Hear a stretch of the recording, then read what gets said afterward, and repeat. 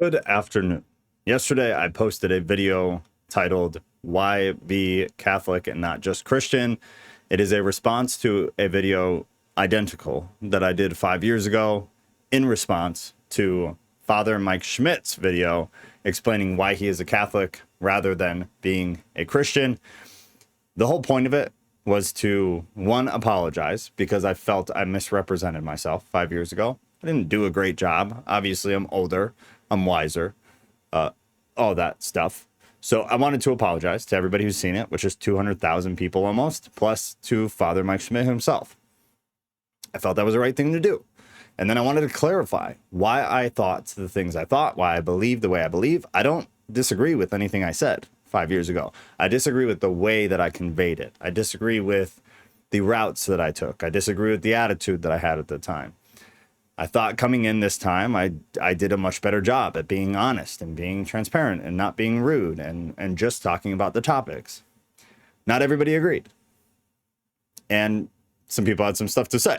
So this isn't to bash this individual. I've been respectful enough to block out their information, but they said some things that I want to talk about. So the first comment was this. I love the Blessed Mother, saints and martyrs. It's the mother of God. Respect her. It's respect, all caps. She's the only one who is a pure vessel. I would argue with that, unless you mean like via giving birth, then sure. She was conceived without sin. She conceived without sin. So whether that's a typo or whether the individual doesn't understand, she wasn't conceived without sin. She was conceived of sexual relations. She conceived without sin. So I'll chalk that up to some semantics or just, typing improperly or, incorrectly, whatever. I understand. It happens. She fulfilled Old Testament prophecy. Again, I would argue this, and this is what makes me think he didn't misspeak or mistype when he said she was conceived without sin, because she didn't fulfill Old Testament prophecy. She was a vessel for the fulfillment of Old Testament prophecy. Now tell me if I'm being semantic with that.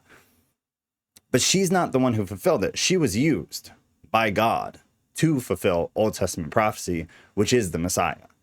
So again, am I being picky and choosy? Honestly, correct me if I'm being a jerk. I don't mean to be, but I think these things matter if you're going to preach to people on the internet. The way you say things and whether they are true or not is important. And that's precisely why I redid the video I did yesterday, was precisely because of this, because I felt I was doing things like this.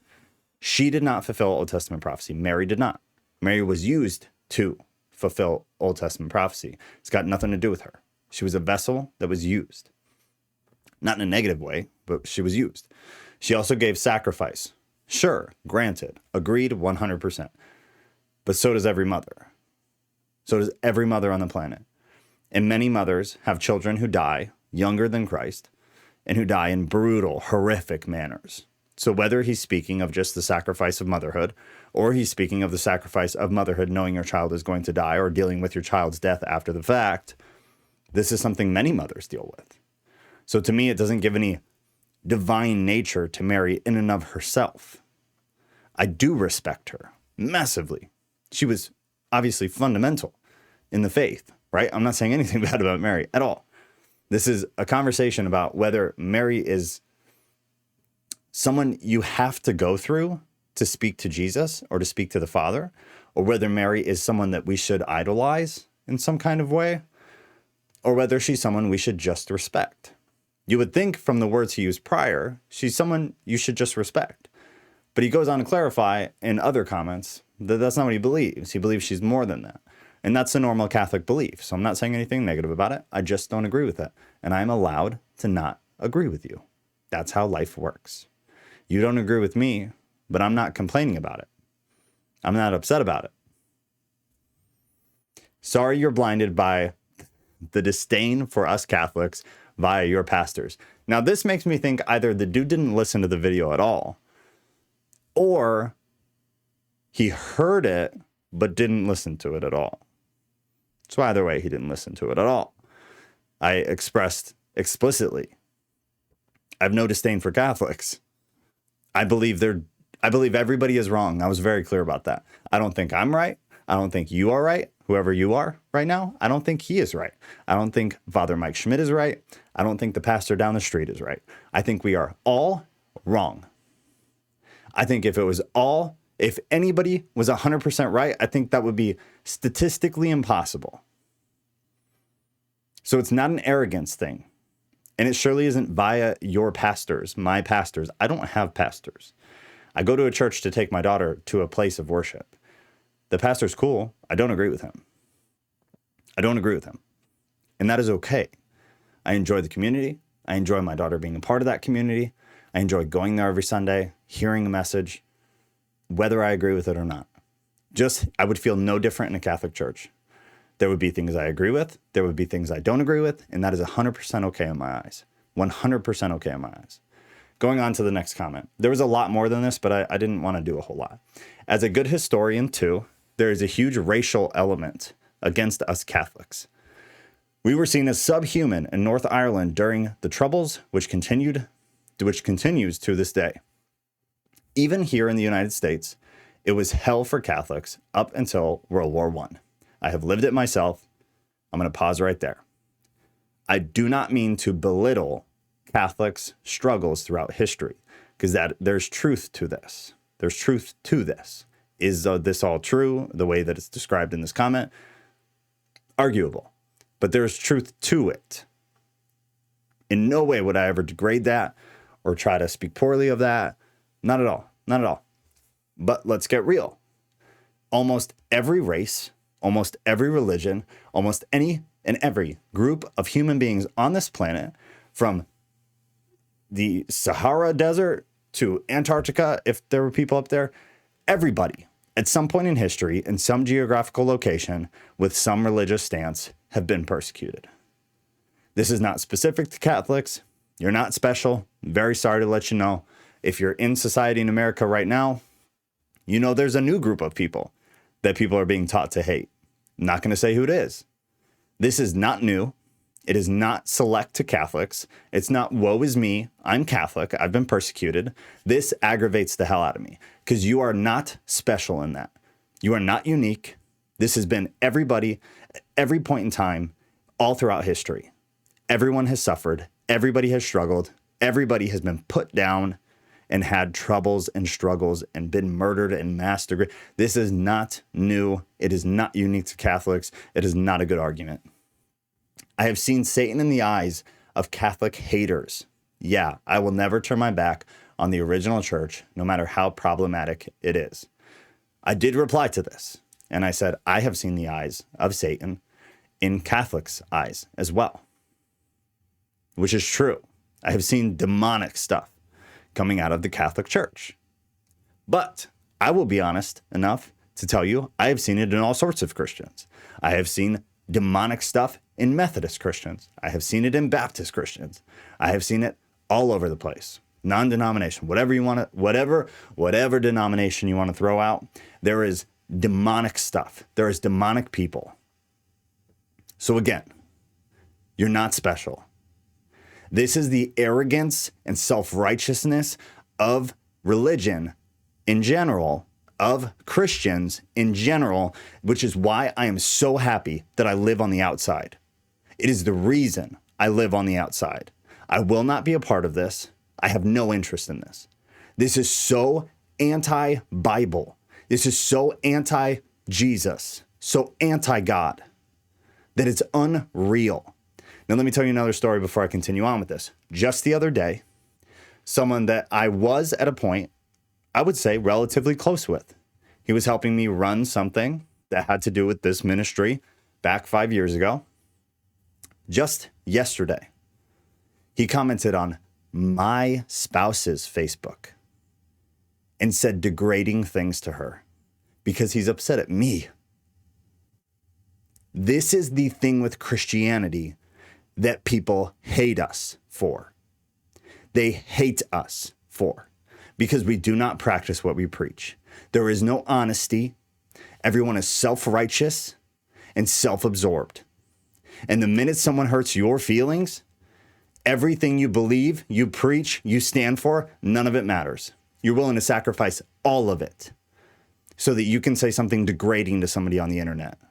Grow up. Seriously, grow up.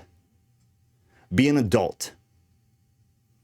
But to attack an innocent person, she's not involved in anything. She never was. To make degrading comments to my spouse because you're upset at me, be an adult. It's wild. It's wild. And if it wasn't my spouse, it'd be no different. This is not Christian. Whether you're Catholic or you're Methodist or I don't care. It's not Christian. And I will forever live on the outside of systematic religion because of exactly this. This is not Christian. I want no part of this. Continuing on, I'm getting pissed off. That's St. Peter's Church. Jesus ordained it. Arguable. Already talked about it in the video, so I'm not going to waste time. As for your problematic, quotes, feeling towards the saints, they gave their lives to keep Christianity alive and to spread the gospel. Again, I agree with you. That's amazing. Mad respect. Genuinely, there's no sarcasm. Mad respect. Did any non-saints give their lives to push Christianity in the positive direction? 100%. So why are the saints special above good Christians who did the exact same stuff? That's my problem. That's my problem. We pick and choose with no logic, just because people say so. My whole point in this video, and I was very clear about it, all Christians can have a relationship with God. All Christians can directly connect with Jesus and God. You do not need somebody in the middle to pass a message and slip a note under the door from class to class. If you are a Christian, you have that capability. You are capable of that all on your own. You don't need to pray to a saint. You don't need to pray to Mary. You don't need to ask Mary to tell her son a message. Otherwise, this faith is wrecked.